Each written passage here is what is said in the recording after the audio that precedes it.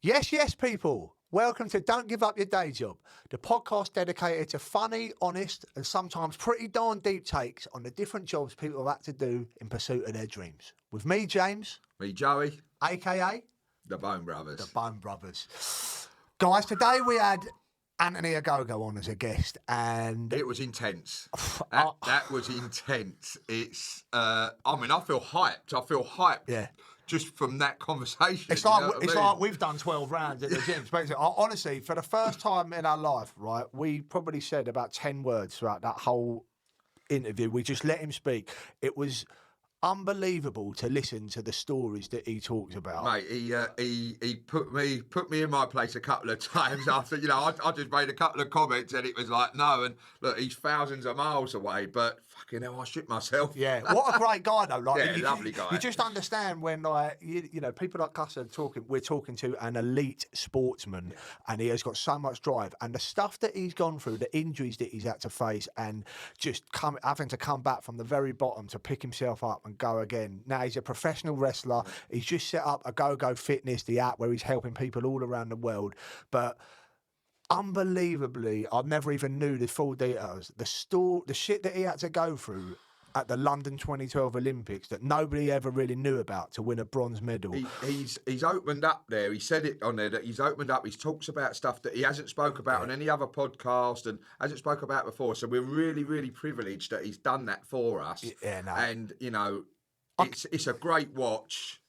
And an intense one. And I honestly, everyone's welcome to do what they want to do with these kind of things. But if you are struggling and you need a bit of a kick, a bit of resilience, or you just want to hear Anthony's story, I honestly recommend giving this a watch and a listen. It was brilliant. Remember, comment, and subscribe. Ladies and gentlemen, don't give up your day job with Anthony Ogogo. Enjoy, guys. Don't give up your day job. Hello, Anthony. Hello, boys. How's it going? All good, thank you, mate. You? Mate, good. I'm all right, thank you. I'm all right. I'm not too bad. Well, do you know what? I've got problems. I've got issues, but do you know what? Who cares? Do you know what I mean? And what I've learned in my life is that everyone's got a story, everyone's got a problem, but who cares? Do you know what I mean? We're all going through the same thing in life, so what's the point? What's the point talking about it? I'm alive. We certainly are, sir. Pardon? We certainly are. We certainly are, mate. We've all got issues. Don't worry about that. How's life over in America? You been there a while now, have you? Yeah, man. I've been here. I've been here. It's mad. I've been here. I was back in London. I'm going for a horrible. I'm going for a divorce, mate, which is really rubbish. It's really rubbish, man. It's like, it's hard, man. It's really hard. My wife and I got together at 14. Been together 20 years. Oh, wow. Yeah, man. High school sweetheart's a difficult one, but ultimately, life. We got together so young, and this isn't a breakup podcast. I'm very aware, but it could be whatever you want it to be, mate. Don't worry about it. Because it's hard. It's really hard. And it's one of those ones where I've the last 4 years I've been back and forwards a lot. My wife stayed in England. I came to the US. I've been going back and forwards. And when I'm back in England now, I'm staying at my agent's house in London. And she said to me the other day, she went to me, so when you flying home? And she called America home. I thought, it's not home, it's not home. America's not home for me, it's not home. She went, well, where's home then? Because I'm now obviously set on my house in London, or in Essex. And she went, where's home then? I was like, haven't got one. It's weird. I'm like, I feel like a nomad just kind of traveling the world. But do you know what? It's all right. I mean, when I first moved here, my wrestling character, I'm sure I'll talk about the wrestling. My wrestling character, I'm a bad guy. I'm a British bad guy. So my whole thing was when I came in, I was slagging off America, and the things that I was like slagging off are things that I don't like. I was being very genuine. But what happened? What ended up happening was I was like becoming my wrestling character. I was actually becoming it. I was becoming the character, and I was really disliking the things that I was saying, and I'd find things, and I'd find all the things I dislike. And like anywhere, like you live anywhere, man. I lived in England my entire life. Like there's things that are rubbish at home. There's things that are rubbish in England. But like when all you do is look something and go, I'm going to tweet about that. I'm going to tweet about that. And that was all character. Because I'm my character on Twitter and Instagram. But then it's kind of bleeding into my real life. And I was becoming the character that hated America. For the first 3.5 years, I hated it here. And now I'm going to be here for another couple of years. Now I'm trying to I'm trying to see it for what it is. You know, it could be a cool experience. It's fun. You know, it's all right. So yeah, man, it's cool. Whereabouts in the States are you, mate? In Atlanta. Atlanta, cool. Yeah, nice. That's meant to be a good place. spot, though. I must say, Atlanta's Man, got a lot going for it. It's cool. So we travel every week. We're in a different city. With Reston, we travel to a different city every week. So I get to spend time in basically every worthwhile city here I've been to and I've traveled to numerous times. And Atlanta for me is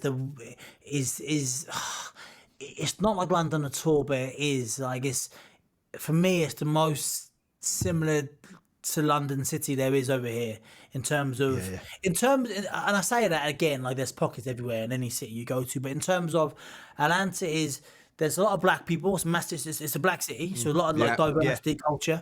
There's a lot of gay people, so it's very like welcoming and accepting, like London.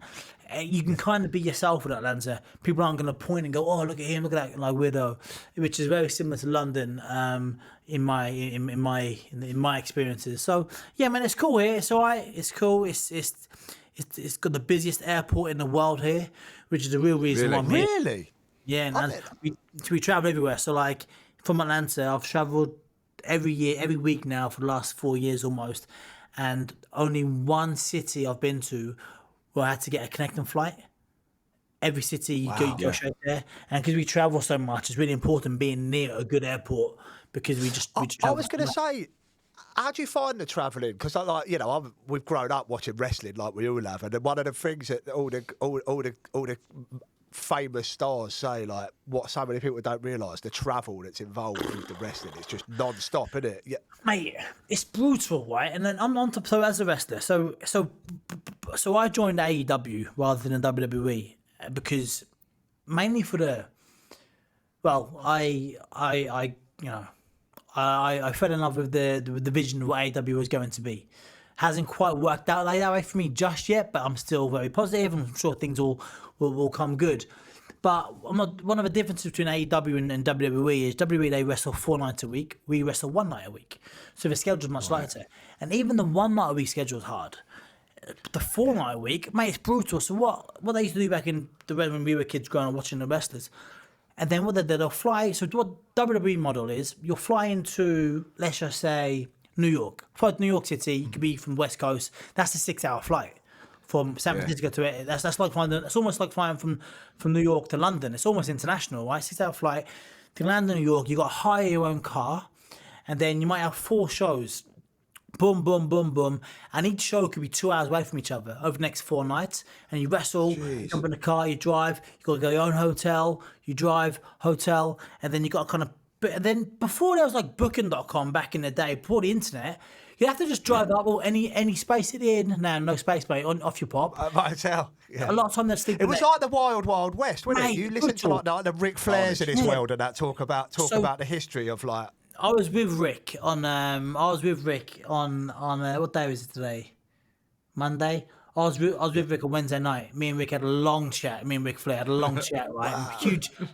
Huge name drop there. Clank. Yeah, I mean he's a hero. Right, of fair ours, play. As name drops go, that's one of them. And we had a long chat, man, about 45-minute chat. Me and him sitting there, and it's weird because I said to one of the boys when I went back to the locker room, I was like, "It's crazy. I've just had a chat with Ric Flair as a peer. Do you mean like as a peer?" We had a chat together, and it's fucking weird. And I was talking about the travel, and you know, back in his day, they'd do a show every day, then twice on a Sunday, driving out from town to town to town. And before it was televised, you'd get what you do. You two would have a wrestling match with each other. You two would be like, you're the good guy, you're the bad guy, James and Joey. Then you'll travel, have a match. Then travel again to the next town, had the same match and the same match because there was no internet, so you could have the same match, right? Yeah. And then do the same thing. Yeah. And then you'd wrestle twice on a Sunday. But on top of that, you got to stay in shape. On top of that, you got missus at home. You might have kids at home. Mate, it's ridiculous. So even now, with a much more reduced schedule, the travel's hard. It's hard, man. It's just hard, you know. Like it's just, you know, especially most wrestlers. I'm 16.5 stone. I'm slightly bigger than medium size, but I'm not a 6'8". We've got a 7'4" wrestler, Satnam Singh. He travels in economy class, which is not quite a first class yet, Mate, the poor deer that sits next to him every single week. Deary me. He's 7'4". And I'll send you some videos after this podcast. Mate, his knees must be killing him. He's a giant, right? And like even me, when I sit, I get a bit. I don't go get first class share, but I like get the premium and a bit more comfortable. But even with that, it's hard, man. Then you got out, then you got to go and wrestle, then back on a plane, the next town. It's hard, but it's fun. I'm not joking. It's much harder. My sister's a nurse, and every single day someone dies on her award. Now that's a hard job. Now my wife's a teacher. She works every hour God sends. Like that's a hard job. So I can't grumble too much getting to perform in front of thousands of fans. You know what I mean? It's fun. It's fun, really. That's the adrenaline, isn't it? And what about like the physical toll on your body? I mean, people say like wrestling, it's scripted, it's all that, but you're still throwing each other around the ring, like, and you're big guys, so there's got to be injuries encountered and muscle pulls and all sorts. Mate, it's hard, mate. It's people say it's right. Okay, so it's scripted, right? It's scripted. So normally, not always, but normally we know the outcome before we go in. I wrestled in London. I wrestled in Crystal Palace a couple of weeks ago, and we had a physical match. Ricky, who I wrestled, he slapped me so fucking hard. It felt like I was 6 again. My dad beating me up. That's how hard he hit me. Yeah. And I'm like, mate, like, and it's like, so it's scripted, like you said, but you're still doing the moves. You're still doing this. You're still bumping. You're still hitting the floor. He ran and jumped over the top rope, flipped, and I caught him. Didn't quite catch him properly, so he basically ran and jumped and landed flat on the hard concrete floor from the ring. I mean, it's like that's what happened. So yes, it's predetermined, but it's like I'm a very cultured young man, chap, as you can see. Quite right, Definitely, we can tell that. Yeah. I go into the West End and I go and watch the bit of Les Mis and whatever else is on. Harry Potter. Yeah, absolutely. Yeah. And then like that's people know that's like when you watch Les Mis, you know what's gonna happen at the end. No, it's the actors go on stage. No, they know what's going to happen. They know what's going to happen. But people still go and enjoy it. And for those 2 hours, they suspend their disbelief and they enjoy the show. Same what we do. But ultimately, we watch James Bond and Daniel Craig is driving out of a car and he rolls, he stands, and he does a little cuffing and chases the bad guy. We do the same shit, but there's no stuntmen for us. We actually do it. So we take the bumps. We take the role. I mean, you can see that, like in the wrestlers, like particularly the older guys now, when you see the injuries that they're carrying through the years and stuff. I mean, there's no getting away under that. Like your Ric Flairs and like the Undertaker, like they've put the graft in over the years, and it's kicked back in it. Anthony, before we crack on, we've got to ask you a little bit more about the new fitness app that has now launched. Yeah. Congratulations, mate. It's brilliant. Yeah, well done, mate. Thank you, mate. Don't give up the day job. That's what this obviously podcast is for. You know what? I mean, I'm not going to give up my day job. I do enjoy being a wrestler, but wrestling, I mean, like for the reasons we've said, it has a shelf life. You know, one injury could end your career, and I'm in a stage in my life, and Audrey Hepburn said it best. Audrey Hepburn got to a phase in her life, and she realised she had 2 hands. One hand to help herself, and one hand to help others. And that's where I'm at in my life, right? And it's the whole the divorce thing I mentioned at the top of the programme. I'm like going through a very much transitional period in my life. And this last year, I've worked my ass off on my fitness app, and I'm so proud of what I've created. I'm really proud of what I've achieved and what I've created, and yeah, I'm so happy that this is going to change the lives of so many people, and that's what I'm most thrilled about. Like helping others, as well as, don't get me wrong, like I still want to perform in front of thousands of people, New York, Vegas, London, Wembley Stadium. We're going to do Wembley again this year. But wow, oh brilliant! When you live a life just for yourself, there's a level of happiness I think you can get to. But when you serve others, when you help others, when you put the smile on other people's faces, that just hits different, you know? And that's what I'm at a minute with it. With Ogogo Fitness is the new app, yeah. Ogogo Fitness. Brilliant, man. No, we're definitely going out there. I can always try and keep in shape, you know what I mean? Yeah. Tell you what. And people can just download it from the normal app stores and everything? No, so that's slightly different. So basically, again, so this app, I want to make this app very affordable. This app is very, very affordable, £9, £10, £11 a month, depends on what levels, but very, very affordable. And essentially, you go on ogogofitness.com and you download the app from our website, because basically Apple take 30% of anything you put, right? Yeah. They're dogs, mate. They're dogs. And for me to go through the Apple way, it was going to cost me an extra 50 grand to make the thing, which would have meant my app would have been £25 a month. And I don't want that. I want this app to be for anybody. Like, my mum was a single parent, raised 5 kids. She ended up having health implications later on in her life because she never invested any time into herself. And this app is for people like that, as well as CEOs and doctors and teachers. So, yes, mate. So, Joe, you mentioned it's every workout is 7 minutes. It's 7 minutes. It's 420 seconds. And people might be thinking, what can you do in that, mate? Look at my case studies on the app. See the amazing transformations that these people have done from just 420 seconds a day. That's all it is. So is that like a hit? Is it like a hit workout, like a high intensity? Yes, sir. So it's because of my background, obviously boxing. I've incorporated a lot of boxing and standard exercises. This phase of the app, there's no equipment needed, just yourself. All you need is yourself and a desire to want to improve. And it's, mate, 7 minutes, boxing themed hit exercises, but you need no boxing experience. When I say boxing, for me, right, this app as well, as much as it's physical. So what Ogogo Fitness is, it's the coming together of physical fitness, of mental fitness that I call it mental rather than mental health, mental fitness, and nutrition. And for me, when I've gone through my difficult times in my life, stuff with anger and depression over certain stuff, like, I realised I wasn't boxing, but basically when I retired from boxing, I went through a real bad place in my life. I didn't train anymore, and I had no idea that exercise I wasn't just training to become a good boxer. I was keeping my demons at bay. Do you know what I mean? I was 100%. health. And then when I stopped that, they got me all at once. And I realised that when I, for me, like ultimately, and I explain this on the app is all about educating and inspiring and motivating. So there's loads of like informational stuff on the app as well. So basically, when you work out, when you exercise, you release serotonin. Now, serotonin is found in every antidepressant in the world.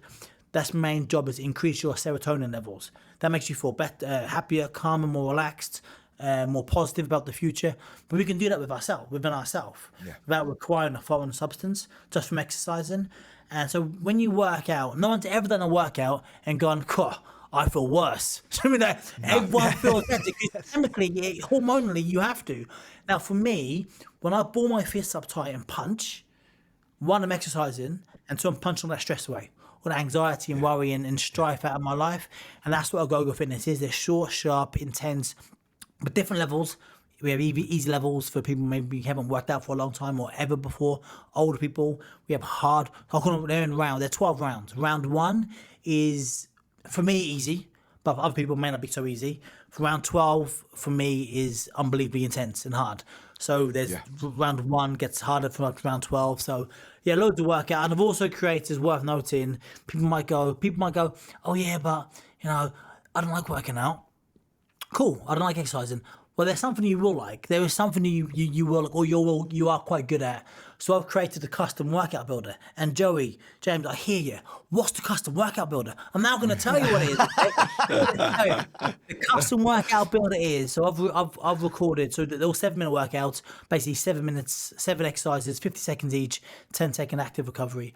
I've recorded 94, not 100 because the studio where I filmed, really cool place in Nottingham, they had a dance studio next door, and they turned up early one day, and started, all little girls were dancing, and the noise was horrible. So we had to, the 6 exercises that I did record, I can't use them; they're too noisy. But 94 exercises of different levels, and what the custom workout builder is, you can create your own workout, like a playlist on Spotify. We can choose your own Spotify playlist.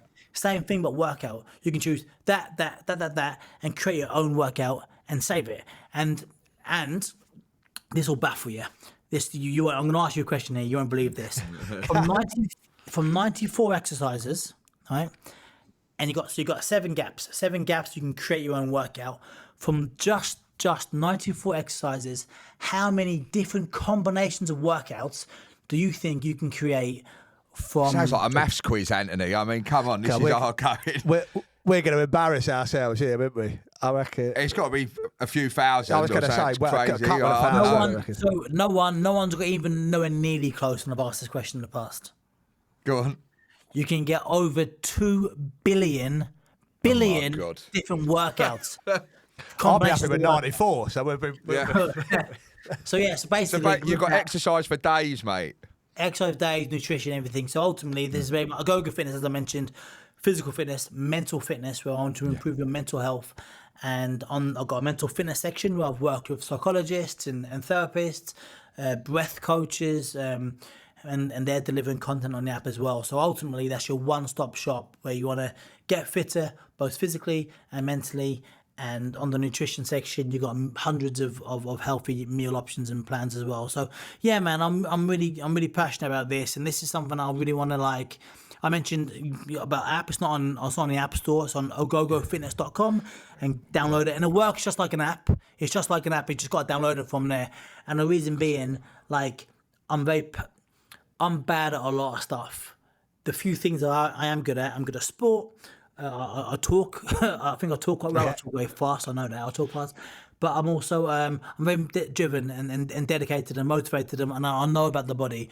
So there are things I'm good at, and I've just packaged all the things I'm good at and said, "Here, world, have my natural good things." Yeah. And essentially, it's cheap because I want people to use this. Now, this might not make me a millionaire, and I'm cool with that. I just want to package because I've got a job, I've got the day job, I've got the Western job, I've got my podcast. But this is to help people, and I think if you help people, and I get enjoyment along the way, seeing people change and transform both their physical and mental fitness, then yeah, I'm in a really good. I'm doing well, mate. You're doing a good thing there, mate. And like I say, it's so important now for just normal people to try and keep themselves fit, because as you said there, mentally as well, people need as much help as they can get. 100%, and 100%. And it's not even just for them; it's for their children and their children's. Do you know what I've done in my research on my app? Like I said, there's loads of informational things on there. There's a study 10 years in 2012. There's a study, and the next generation. That was the first generation, and I think this is in a part, not whole of America, but in an area of America, in a particularly unhealthy part of America. And don't get me wrong, this is America, but like all my research, we're not far behind in the UK. I mean, totally. More adults. So this also the first. I do my brain, my ADHD goes mad, and So there's an area of quite a large area in the US, a study in 2012, with the first generation ever where the kids would not outlive their parents. Jesus. Wow. Can you believe that? Isn't it? That's a sad state of affairs, mate. And going back to the UK thing, so more people, so there's three of us here. We're both. I can't forget the age. Adults. Three of us here, right? 1.5 of us will have high cholesterol.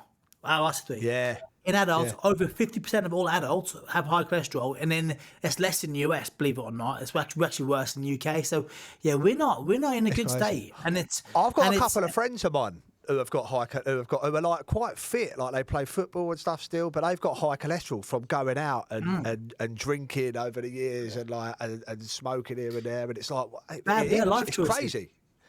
And do you know what? And people can go, and you know what? And this might make your eyebrows go up. I get my bloods done every few months now. I'm in the US because America. What's about America is like the spectrum is really wide. It's either really good or really shit, and that's anything. And the health thing, people are either really fit or really fat. I mean, it's like people are either really nice or really not nice. It's weird. Like the whole spectrum and anything is in the UK, the spectrum is much shorter, but I don't think we have that many extremes, right? But in the US, the extremes are much worse. Like homelessness over here is ridiculous. It's so bad, right? And then you see people, and wealth here is so large. It's always one extreme to the other.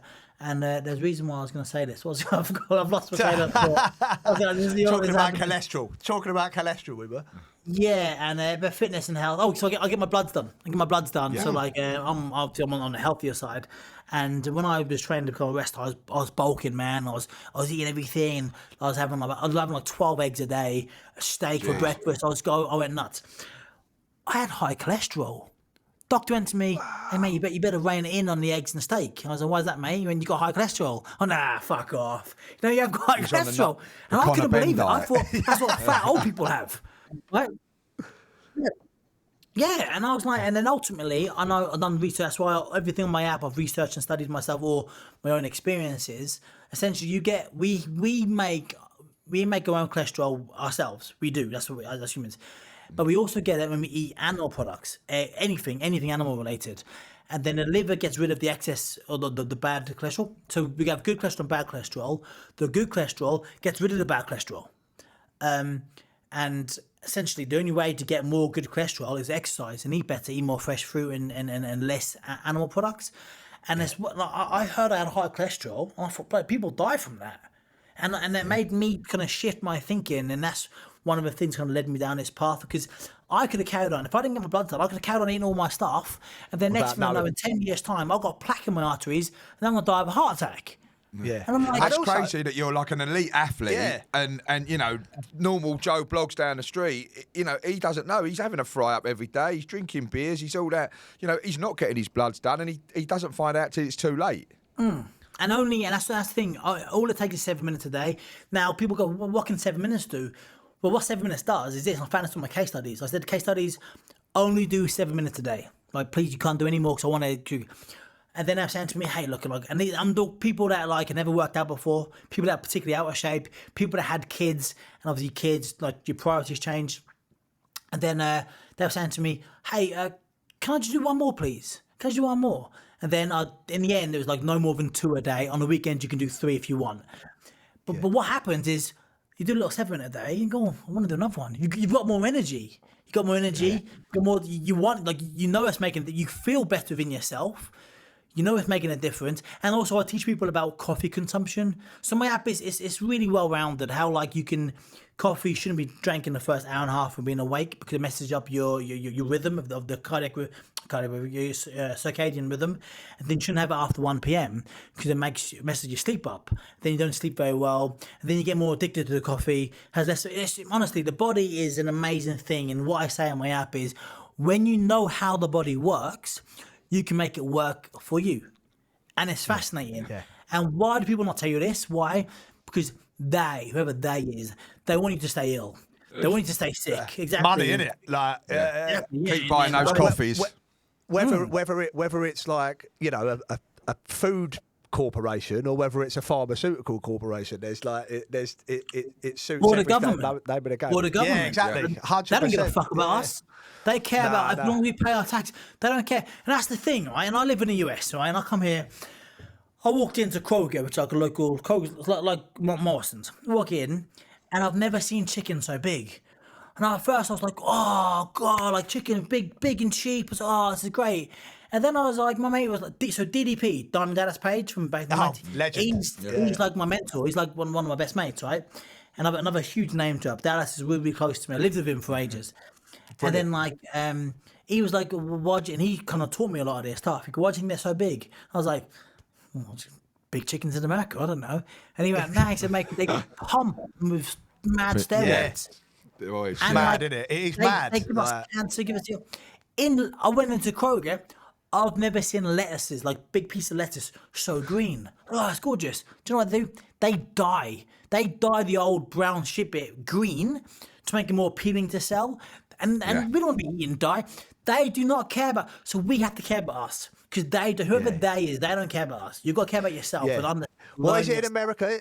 Is it the FDA or something? The food? FDA, FDA. Yeah. Apparently, like the rules are lenient to say the best. It's all about the dollar. It's all about it's all so commercial over here. But the thing is, people think, oh, that's them over there. But I'm saying the UK isn't far behind. They don't totally. No, they don't care. It's all changing.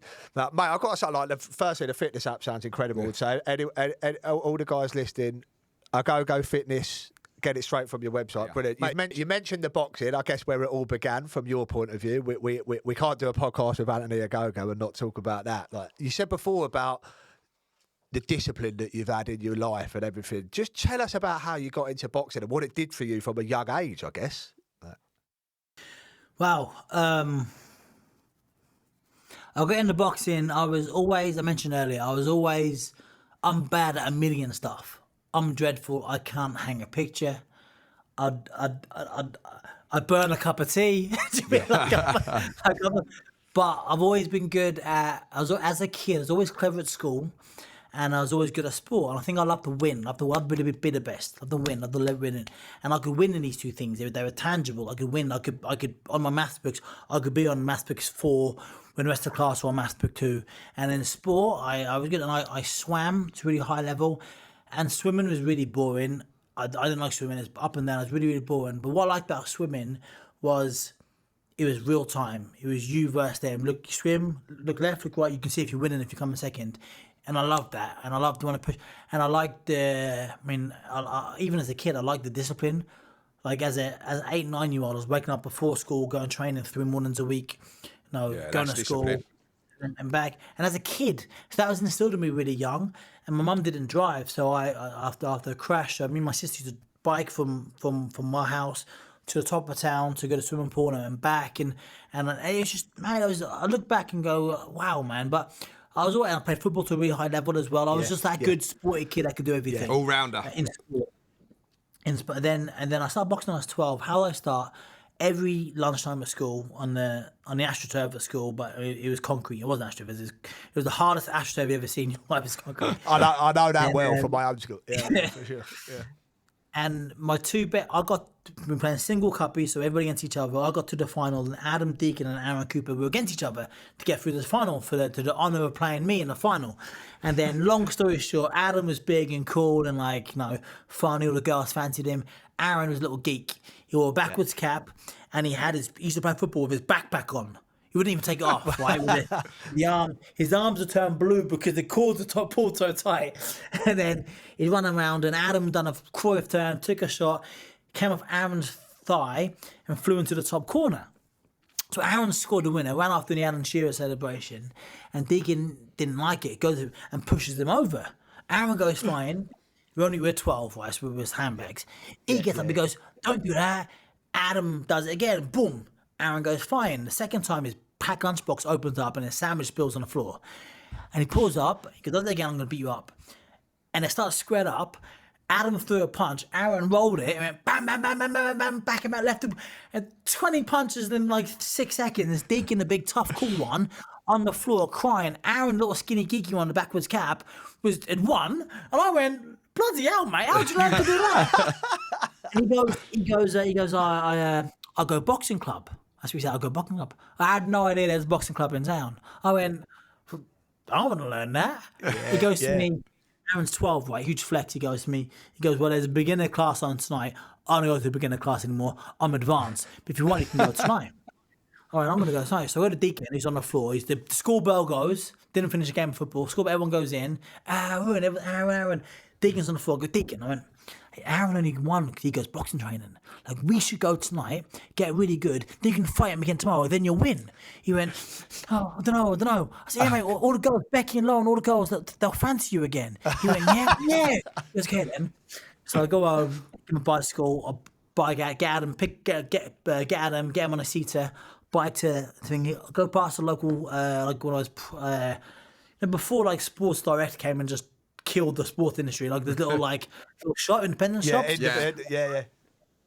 I went and got a gum shield. It's 50p. I got an orange gum shield. I had no idea how to mold a gum shield. I had no idea how to mold it in hot water. So I bite it down.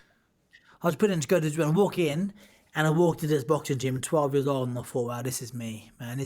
I had no idea if it would be any good. I mean, I knew I would because I was good at everything at that point. Everything I did, I was good at. All the sport. I thought, I think I'm going to be good, but good, bad, or indifferent. I thought, this is me. I felt, for the first time in my life, I felt home. Yeah. And man, I spent the next 18 years of my life as a boxer, and I still feel like a boxer. I'm always going to feel like a boxer, I was going to say to you, I know, obviously the way things are panned out and stuff, but I guess once you're a boxer at heart, you're that's who you are. Do you know what I mean? In terms of just it's in you, isn't it? It's in you, but so the way my career, and we might touch upon it, the way my career ended, it was really hard for me. It was a really horrible, long, slow, drawn-out, bitter ending. So my relationship with boxing now is very difficult. So I don't like boxing. I hate boxing. I don't hate boxing anymore. I don't hate it anymore, but I'll take that back. I've got a strong dislike for boxing because it took away a lot from me. took on basically blinding my left eye. Yeah, I was going to say, around- just to give everyone a little bit of context, like whoever's, and we'll let you kind of say, but I guess you had a great amateur career. You know, you were sort of at junior Olympics, right, 24, and then you boxed at the London 2012 Olympics. You got a bronze medal, which is incredible. So you went into the professional game. Pro. Yeah, went into the professional games, signed by Golden Boy, Oscar De La Hoya. And then I think you fought with Matchroom, maybe as well. So you had a big. I boxed on their cards, but yeah, I was always a Golden Boy fighter. Yeah. And training with Tony Sims, who's like a brilliant trainer in his own right. So yes and no. There's all half truths and facts in there. Unbelievable amateur career, junior Olympic champion, junior world champion, medal Olympics. But that was like, people know me for the Olympic Games. I'm still known as the Olympic boxer, and that really used to really frustrate me because I was an Olympian for 2.5 weeks. That's how long the Olympics are, 2.5 weeks. I was a pro boxer for 6 years, an active pro for 2 years because of the injuries I sustained. And the Olympics, like what? And I'm sure you've done your research and found this out. The Olympics for me were the worst time of my life because my mum had a brain aneurysm just 5 weeks before the Olympic Games. So my Olympics, so my Olympics. So this is just some mention the word context. So context for me, my Olympics were this.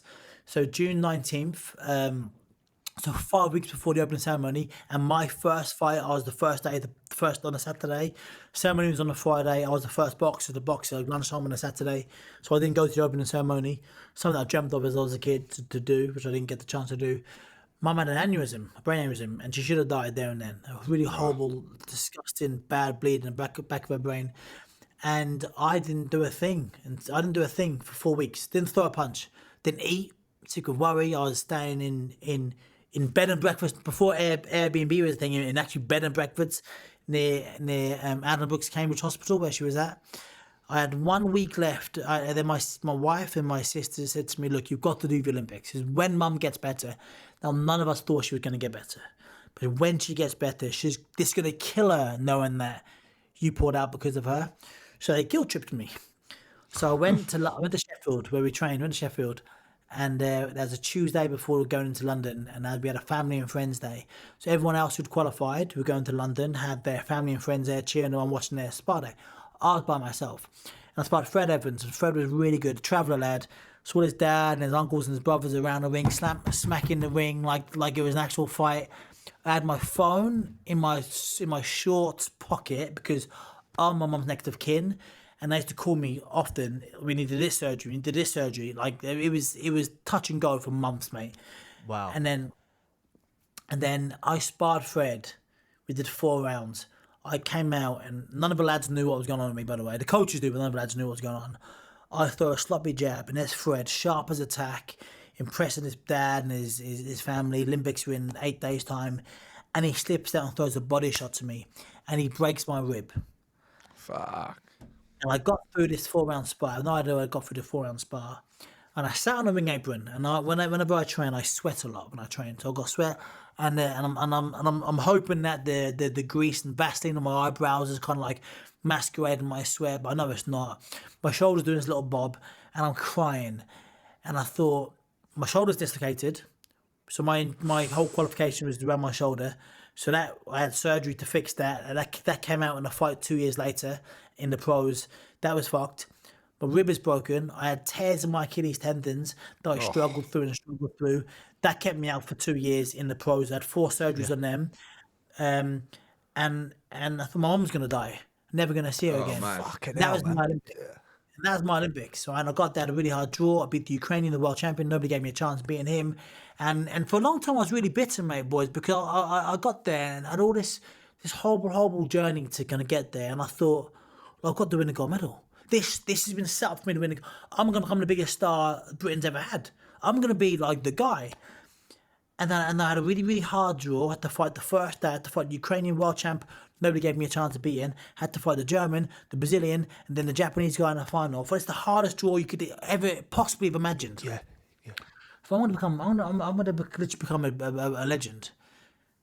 And then I beat the Ukrainian, and I was sneaking out of the village at night time to go to Edinburgh to see my mum. Happened to do 3 times in the Olympics. I sneak out and get my car and drive there, and horrible time. And then I came back, and and I got the bronze medal.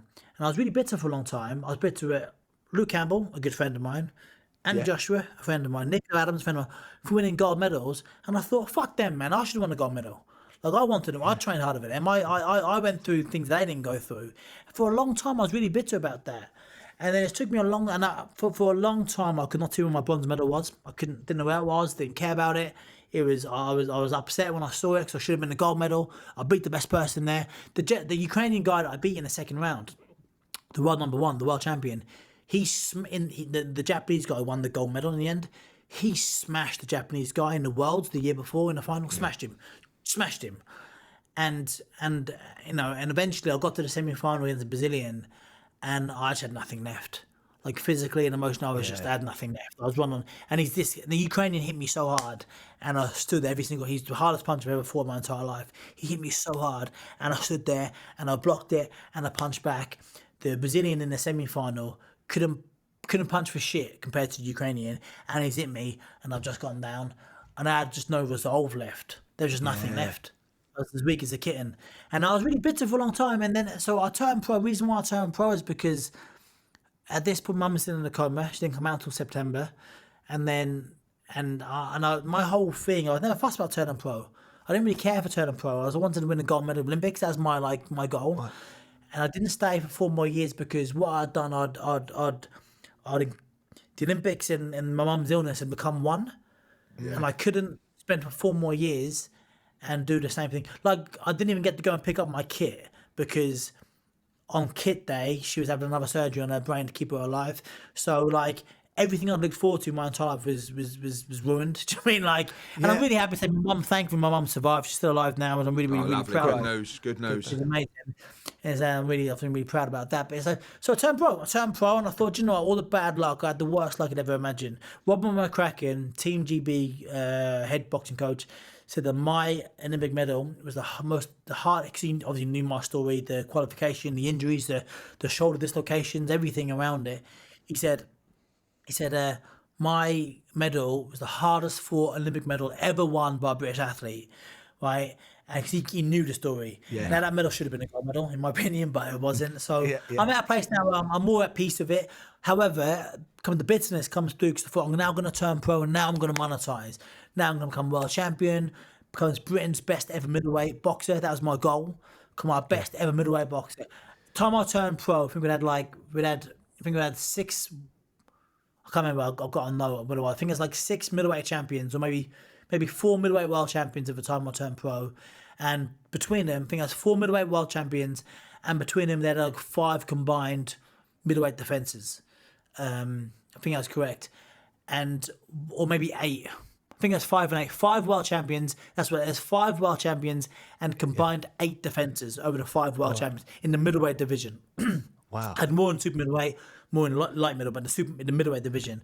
Now I wanted to turn pro and have 10 defenses, just me, and the best middleweight boxer combined. Right, that was my goal. That was my goal when I joined Golden Boy and had the whole plan set out, and everything.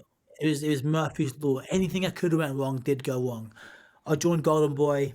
Richard Schaefer, the then chief exec, he signed me. He loved me. He was there for the Olympics. He saw the reaction I got. He was going to make me a star. I signed the contract. The ink's barely dry. Him and Oscar have a massive fallout.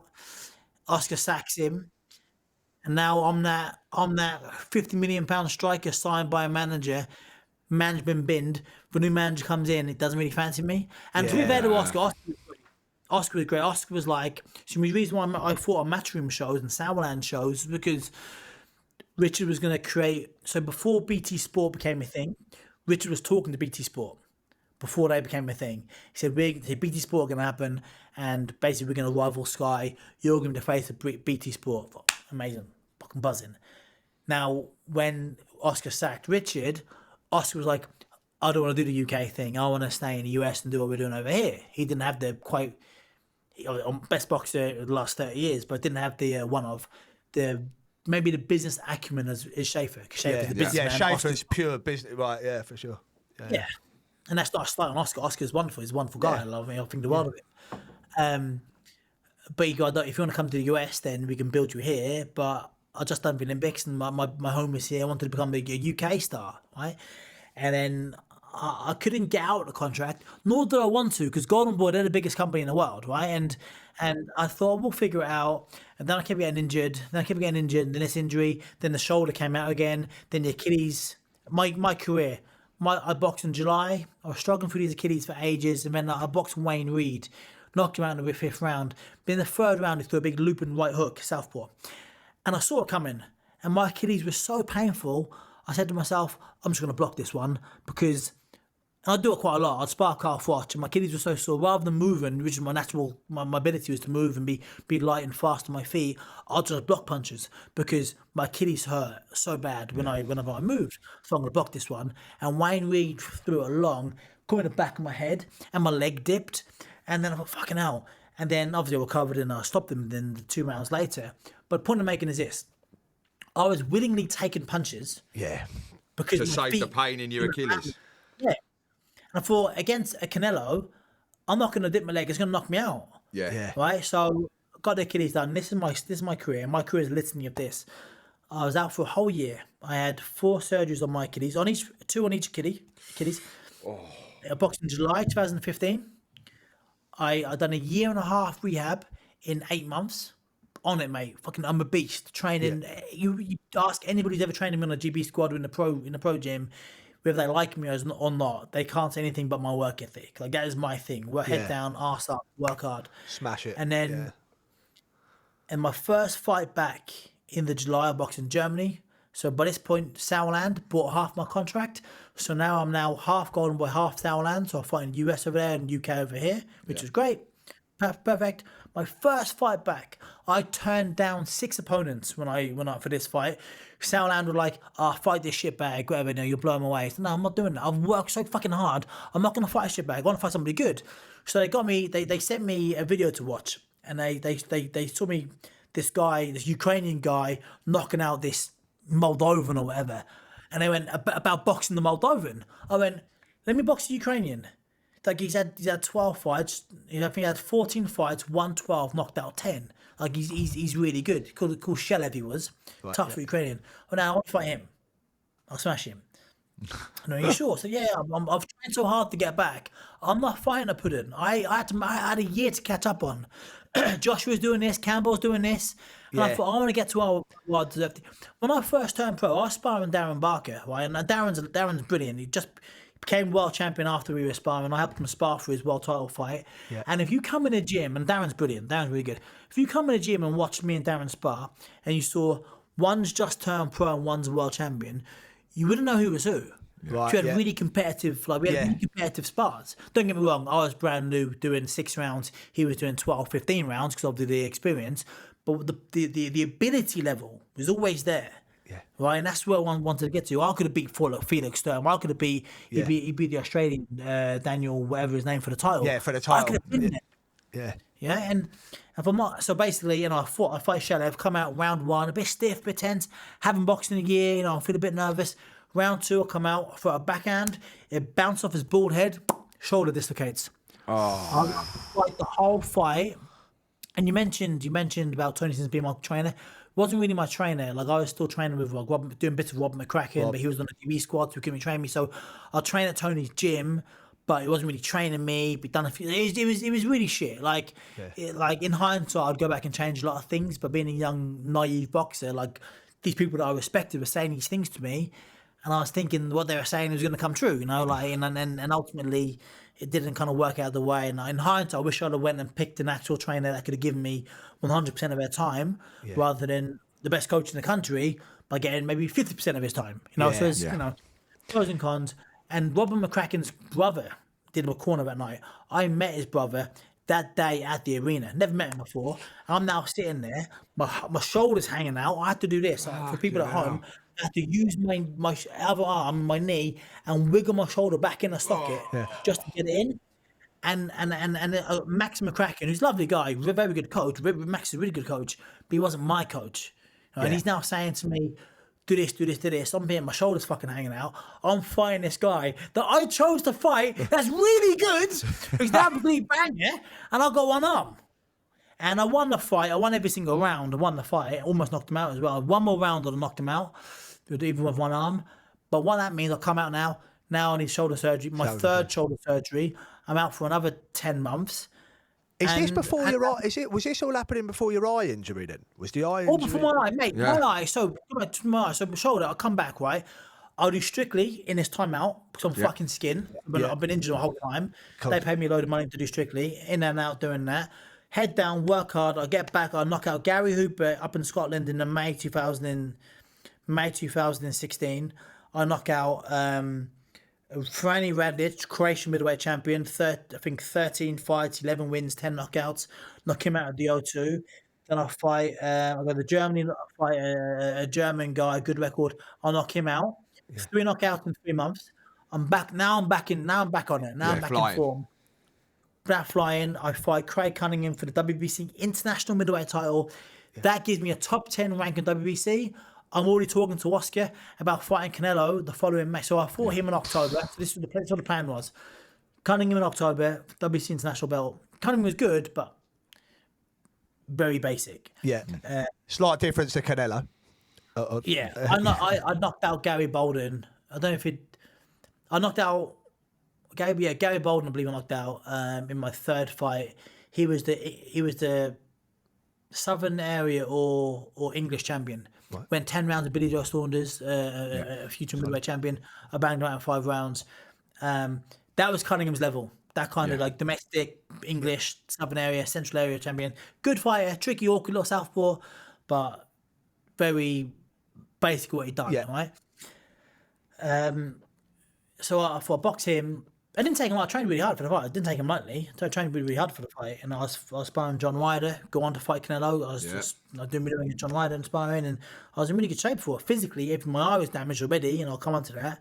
But I was physically in great shape, and my eye was bad. So the plan was to fight Cunningham, beat him for the WBC International belt in October.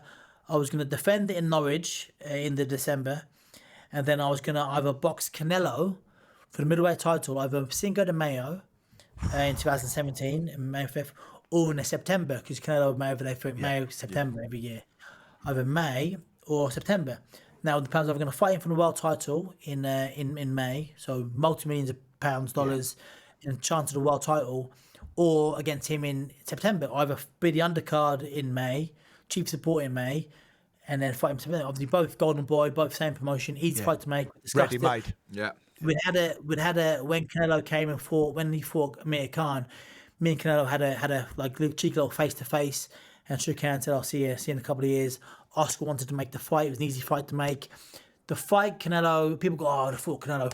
Nobody saw how good I was. Nobody got to see how good I was and what I had. The fight I would have fought him is when he fought Danny Jacobs. Yeah. And Danny Jacobs gave him all sorts of murders in that fight. Yeah. And Canelo then moved up because he struggled at the weight. I could have beat him that night. Or given him a really good fight and then been first contender for the next fight. Yeah. I'm at the table. Yeah, 100%. Yeah, for sure. But essentially, I was told I had a fracture in my eye socket going into that fight, but I was told it was there for a couple of years. It had been there for a couple of years. And I asked the question, well, why is it now getting problematic? And they said, well, eyes change over time, but it's not going to get any worse. It's not going to refracture, or it's as likely to refracture as it otherwise going to fracture. And I was like, well, it makes sense. I've paid a lot of money for this surgery, and this is the best place in the world. But so I was told it's not going to get any worse.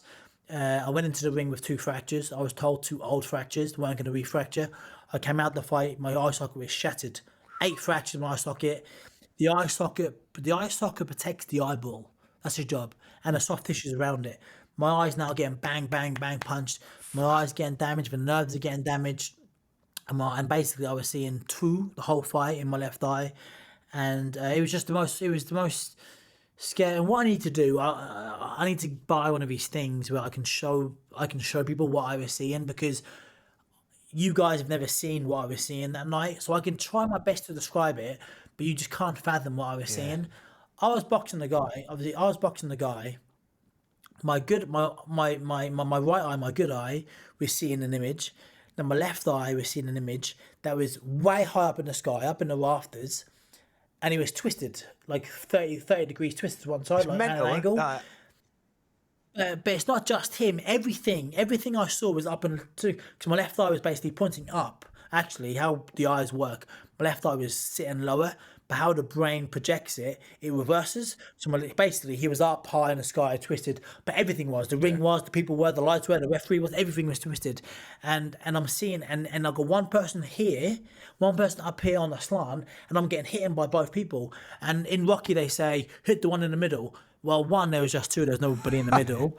And not just that, when and I'll ask you a little thing in a minute, you need both eyes to work for depth perception. 100%. You need both eyes to work together, to work with the brain, to know that that thing right there is there.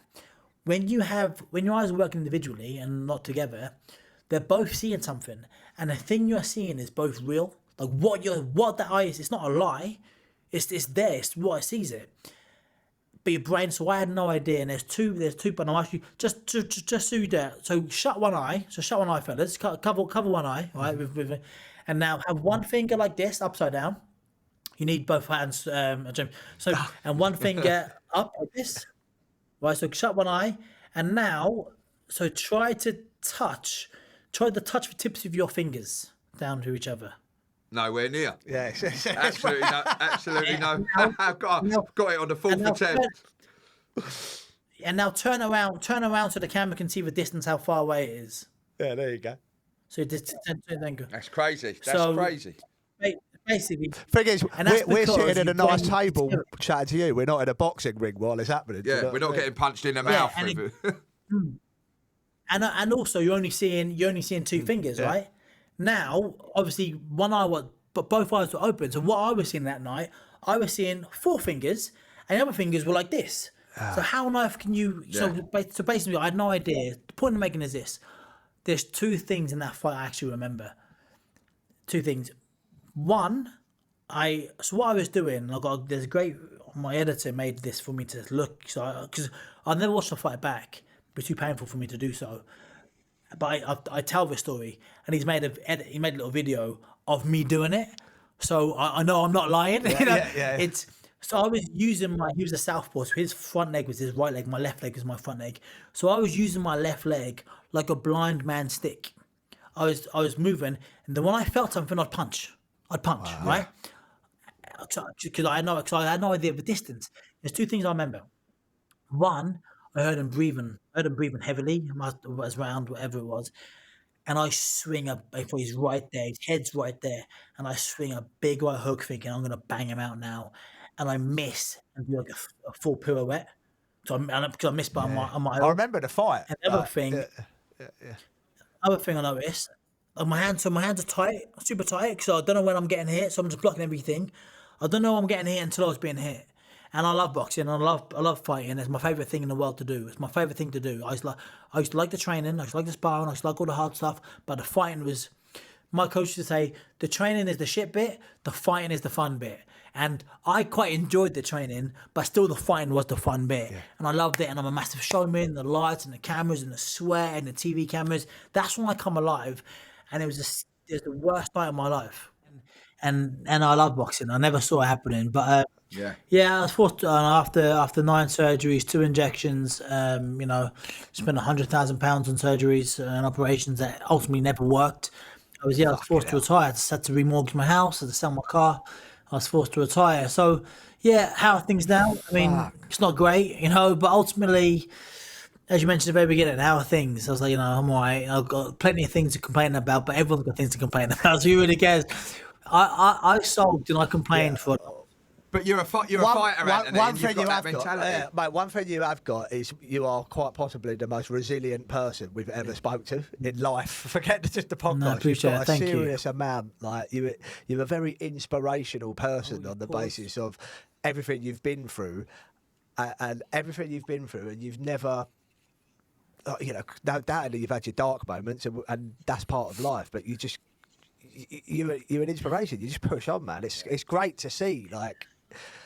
No excuses, just crack it on. Thank you, but I appreciate that. And I appreciate that. It's just, well, I was gonna say that like I was bitter for a long time. And I was sad. I mentioned about the Olympics thing and the eye thing, and when my eye was bad, I was out. People like Callum Smith, who I like Callum Smith, real nice guy, really good boxer, and people. I've said this in the past. People have thought I was digging him out, and I'm not. He's brilliant, but on the GB squad, he was my number 2.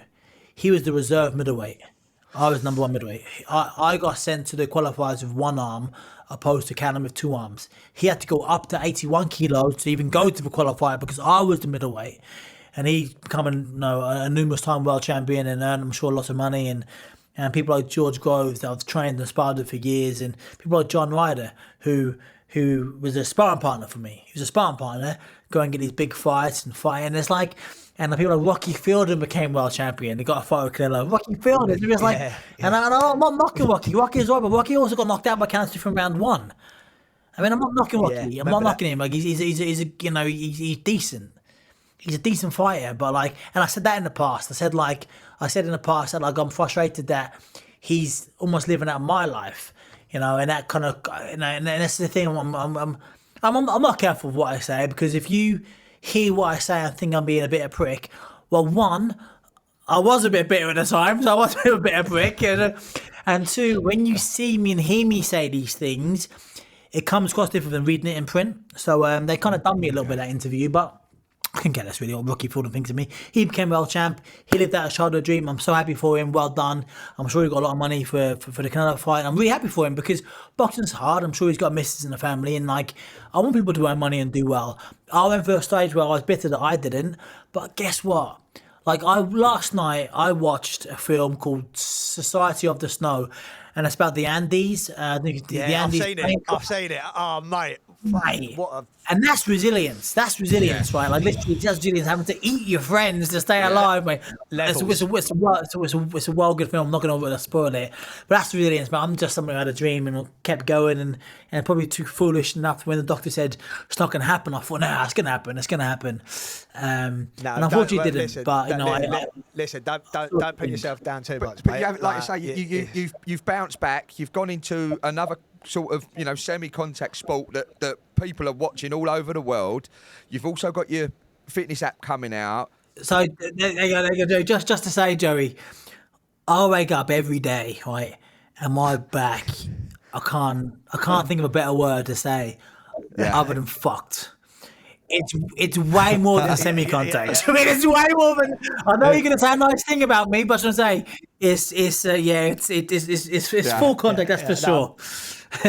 It's the sport thing. It's not quite sport. It's more performance than sport, but it's bloody. It's full contact. They're big guys. You're going to get hurt one way or the other. Yeah, let's have it right. 100%. No, but listen, man. Listen, obviously, not everyone's dream works out as it's planned, but the key is to just fucking keep cracking on and finding routes as you do. You're still a young man at the end of the day. That's the name of the game. From boxing to professional wrestler to now running your fitness app. There's going to be a movie and a book in there at some point, mate. I'm sure, no doubt about it. Without a doubt. Anthony, we could talk to you forever, mate. It's been as I say, as huge sports fans and boxing fans, we knew you were a long time ago. So it's for us to personally have a chance to really appreciate you coming on, mate. It's been fantastic. And at the end of each episode, we always ask our guests, because of the show we were on, Road to a Million, and I chose James as a partner to try and win some money and climb mountains and swim and all that. But we should chose Anthony now. Yeah, definitely. But who would you choose? Who would you be your partner in crime to try and win some money and just take part in these activities? Do you know what? Do you know what? I'm gonna answer in a different way. Nobody came into my head. And if I said somebody, I'd just be saying a name to say, I've got a famous friend. We've already done the Ric Flair thing. We've already done the Diamond Down. I'm not going to do the name drop again. Do you know how I honestly feel right now? So we're talking about things like I'm now entering the world of business, and this has got more your guys' world. I've got my own podcast, Getting Back Up, where I talk to people with great stories, a collection of his positive comeback stories after suffering setbacks, and the fitness app. And now, I don't know if you guys experienced this. At the minute, my whole life at the minute is undoing other people's fuck-ups, right? In my business, it's like, you're messing things up for my business. I've employed you to do a job. Why are you messing up? Why have I now got it just and it stresses me out. And so somebody asked me the other day, what do you miss most about boxing? And always for the last 8 years, it's been, that first punch when you chin somebody, or the first bit of blood comes out, or when you see a person's leg wobble, or when you get the big win, or whatever. It's always been one of those answers. Now it's, what I miss most is like having to rely on myself. Like, I miss that. I miss it not being I've now got to rely on videographers and this person, and editors and stuff, and most are great, some are dreadful, and it pisses me off because I can't control everything. Whereas in my boxing career, I could control everything because it was down to, if I lost a fight, I've got to get better. Yeah. I've got to learn more. I've got to get better. But now I'm down to other people, and it pisses me off, and it annoys me, because people don't want it the same way I want it. Do you know what I mean? It's not as important to them. It is to me. So, and answer this question, nobody. I'll just fuck it. Just me. I'll just. So basically, you need a clone of yourself and two Anthony Ogogos. Do you know what? You definitely win. You have to answer a few questions, but on a physical, you'd be untouchable. No doubt. It's a different answer, but it's a great answer. That's quality, mate. You know what? I will say. Let me say one. If I didn't see the show you were doing, if it's a physical thing, I would pick DDP, Diamond Dallas Page. I mentioned to you earlier. Geezer's 68 years old, maybe 69. He is an absolute machine. He's a freak of nature, so fit, so strong. His work ethic, he likes me because we've got the same work ethic. Another one, he broke his back. Another amazing story. He broke his back from wrestling, retired from wrestling, broken back, and now he created a multi-million-dollar yoga company where he's helped. Yeah. So he would be the person. If I had to do a mad challenge, he'd be my guy because we're quite similar. We're quite similar. Although, mate, he'd be my guy, I think. He'd be a man. Good man. Right, fair play. Before everyone goes, obviously everyone knows how to get your fitness app, Ogogo Fitness. How can everyone find you on social media? More importantly, so Instagram actually all my stuff at Anthony Ogogo, at ANTHONY OGOGO, and the fitness app is Ogogo Fitness, OGOGOfitness.com. Go on there, download the web app, and it works just like an app, which I haven't got to pay Apple 30%. Brilliant. And my podcast on Instagram, Get Back Up Pod, where I talk to people with inspiring stories. They've done great things in both their life and or career, but only have to suffer a massive setback in adversity. Lovely. Anthony, it's been great. It's been an absolute pleasure, Anthony. Thank you so much. You really are an inspiration, man. And as I say, to be able to speak to you, it's been an honour. Thanks so much, and we're going to be following your journey. And everyone else, check it out. Ladies and gentlemen, Anthony Ogogo. Cheers, mate. Thank you. Your day job. Mind blowing, mate. What a fucking geezer. I mean, that is. You think about discipline and just drive, I mean, we talked about this, haven't we? We've all had some tough times, but fucking hell, he has just cracked on through thick, thin and thin. Yeah, I mean, what he's saying there, he was in a dark place in stages in his career, and after what had happened to him with his eye. But he's come out fighting as a fighter would, a boxer would, and good luck to the man, mate. And with his dedication and perseverance, he's gonna smash it. He's already doing it. Like you say, you might not be in the ring in that sense, but you never lose the fighting, man. No. It's there forever. So, thanks so much to Anthony. Real pleasure. Cheers, and mate. Hopefully, you guys can get something from that episode. Thanks a lot, and remember, like, comment, and subscribe. Don't give up your day job, guys. Cheers. Don't give up. Don't give up. Don't give up. Don't give up. Your day job.